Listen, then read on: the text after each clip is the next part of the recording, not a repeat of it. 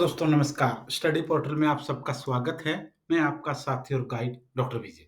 दोस्तों आज हम बात करेंगे नवोदय विद्यालय समिति यानी एनवीएस के अंदर जो टीजीटी और पीजीटी की वैकेंसी आई है, उसकी क्वालिफ़िकेशन की बात करेंगे, योग्यता की बात करेंगे, अहर्ता जिसको आप कह सकते हैं अलग-अलग उसमें।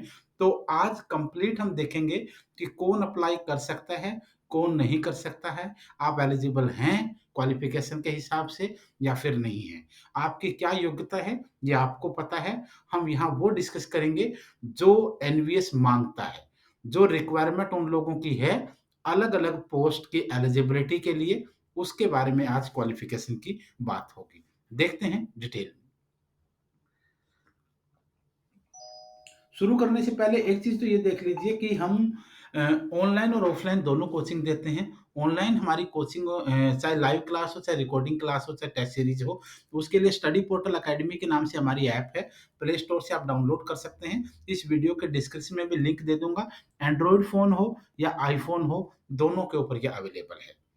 ऑल ओवर इंडिया में स्टडी मटेरियल जाता है, जैसे डीएसएसबी का होता है, वैसे ही केवीएस का होता है, एनवीएस का होता है, ईएमआरएस का होता है, रीट का है, रीट के साथ-साथ एमपी टेट अलग-अलग स्टेट्स के अंदर जो टेट्स होते हैं और उसके अलावा यूजीसी नेट भी। इस तरीके के बुकलेट के पूरे सेट होते हैं, जिसको आप जब चाहें कोरियर से मँगवा सकते हैं। इस नंबर पर कॉल या व्हाट्सएप पर बात करके ऑर्डर कर लीजिए। स्टडी पोर्टल हर प्लेटफ़ॉर्म पर सोशल मीडिया के ऊपर आपकी हेल्प के लिए है। फ़ेसबुक पर स्टडी पोर्टल अकेडमी के नाम से सर्च कर सकते हैं। टेलीग्राम पर हम लोग स्टडी पोर्टल जीके के नाम से हैं। व्हाट्सएप नंबर हमारा ये और कॉलिंग नंबर भी ये है और इंस्टाग्राम पर आप लोग स्टडी पोर्टल अकेडमी इस तरीके से टाइप करेंगे तो आपको ये दिख जाएगा। अब हम बात करते हैं क्वालिफ़िकेशन की। दोस्तों क्वालिफ़िकेशन पीजीटी और टीजीटी दोनों का ही मैं बता दूँगा अलग-अलग उस पे कि किसका कितना हो सकता है। वो हम दोनों लेवल पर ही डिस्कस कर लेंगे। नंबर 1 पर हम शुरू करते हैं हम पीजीटी के लिए। पहले अगर पीजीटी की बात करें, 2 year integrated post graduate course 2 साल का इंटीग्रेटेड पोस्ट ग्रेजुएट कोर्स होना चाहिए। Regional college of education of NCERT और any other NCT recognised university institution in the concern subject with at least 50% marks in aggregate.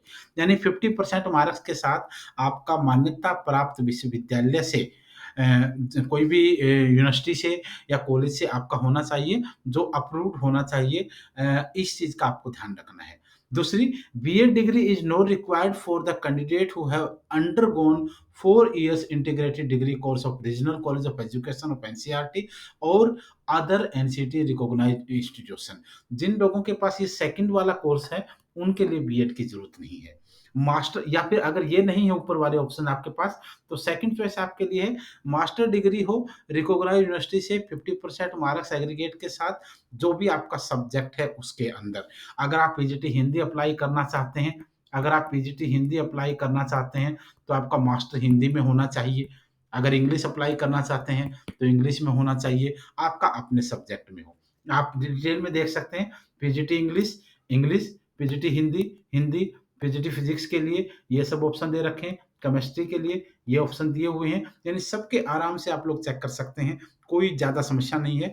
आपको अपनी qualification का पता है, बोर्ड ने जो माँगा है, वो मैं आप लोगों को बता रहा हूँ। अगर आप सब कुछ ओके है, तो आप अप्लाई कर सकते हैं और फिर भी अगर कोई डाउट है, तो आप कॉल करके या व्हाट्सएप पर बात करके पूछ सकते हैं। कोई समस्या बिल्कुल भी नहीं होने वाली है। उसके बाद इम्पोर्टेंट नोट्स की जहाँ तक बात है, एक तो जिन लोगों ने सिर्फ़ यूनिवर्सिटी से मास्टर किया हुआ है, एमए किया हुआ है, एमएससी, एमकॉम किया हुआ है, उनके लिए तो बीएड कंपल्सरी है। बीएड जो है, वो कंपल्सरी है। MA plus BEd, MCom plus BEd, MSc plus BEd यानी मास्टर प्लस बीएड जो है, वो माँगा जाता है, तो बीएड आपका होना चाहिए। उसके बाद proficiency in teaching in Hindi and English medium यानी आपको हिंदी और अंग्रेजी दोनों माध्यम में पढ़ाना आना चाहिए, ये बिल्कुल ज़रूरी है। क्योंकि अगर आप लोगों को क्योंकि एनवीएस हो, केवीएस हो, ईएमआरएस हो, ईडब्ल्यूएस हो, सेंट्रल लेवल के इंस्टीट्यूशन हैं ऑल ओवर इंडिया के अंदर हर माध्यम के बच्चे होते हैं, तो आपको इसका आइडिया होना चाहिए। लेकिन पीजीटी की जहाँ तक बात है, उस लेवल पर सीटेट होता नहीं, तो यहाँ पर सीटेट की रिक्वायरमेंट नहीं है, कई बच्चे इस असमंजस में अभी भी हैं। उसके बाद डिज़ायरेबल क्वालिफ़िकेशन की अगर मैं बात करूँ, experience as TGT in recognised institution is concern in concern subject, experience of working in a residential school और नॉलेज ऑफ कंप्यूटर एप्लीकेशन। इन तीनों चीज़ों को जो है वो डिज़ायरेबल में रखा गया है। डिज़ायरेबल कंपल्सन नहीं होती है, लेकिन उसका प्रेफ़रेंस आमतौर पर होता है, तो डिज़ायरेबल के अंदर ये चीज़ें हैं। फिर मैं बात करता हूँ क्वालिफ़िकेशन फॉर ऑल टीजीटी, जो टीजीटी के जो पोस्ट हैं, उन सब के अगर क्वालिफ़िकेशन की मैं बात करूँ, तो उसमें एक अलग ऑप्शन रखा गया है। 4 year integrated degree course of regional college of education, यही वही 4 डिग्री जो वहाँ पर आप लोगों को दिखाया था, 4 ईयर इंटीग्रेटेड डिग्री कोर्स वाला, तो वो यहाँ पर 50% के मार्क्स के साथ है, तो ओके है। उसके बाद bachelor honours degree with at least 50% marks in all concerned subject individually and also in aggregate, candidates who studied requisite subject for at least 2 years in the 3 years degree course। 3 साल के degree course में 2 साल candidate के पास कम से कम वो subject होने चाहिए। फिर है बैचलर डिग्री किसी भी यूनिवर्सिटी से हो 50% मार्क के साथ, सब्जेक्ट कंसर्न और एग्रीगेट दोनों ही। The candidate should have studied, जो उसके पास जो स्टूडेंट, अगर आपने नॉर्मल बैचलर किया है, डिग्री किया है, तो तीनों साल तक आपके पास वो सब्जेक्ट होना चाहिए। पोस्ट वाइज इलेक्टिव सब्जेक्ट की अगर मैं बात करूं, तो टीजीटी हिंदी के लिए Hindi as subject in all 3 years of degree course, TGT English के लिए English as a subject in all the 3 years of degree course. तो ये आपका है। अब सभी जितने प्रकार के टीजीटी हैं, चाहे वो हिंदी है, इंग्लिश है, साइंस है, मैथ है, टीजी एसएसटी है, सबके लिए अगर मैं बात करूं, तो एक तो सीटेट मस्ट है। सीटेट जो है वो मस्ट है, ये आपका होना चाहिए। अगर ये नहीं है तो आप एलिजिबल नहीं हैं। उसके बाद बीएड आपके पास होना चाहिए। अगर इंटीग्रेटेड कोर्स वाला है तो नहीं चाहिए, नहीं तो आपके लिए बीएड भी ज़रूरी है।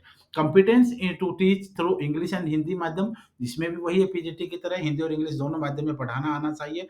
डिज़ायरेबल की अगर मैं बात करूँ, तो रेजिडेंशियल स्कूल में वर्किंग एक्सपीरियंस डिज़ायरेबल माँगा गया है। नॉलेज ऑफ कंप्यूटर एप्लीकेशन को डिज़ायरेबल माना गया है।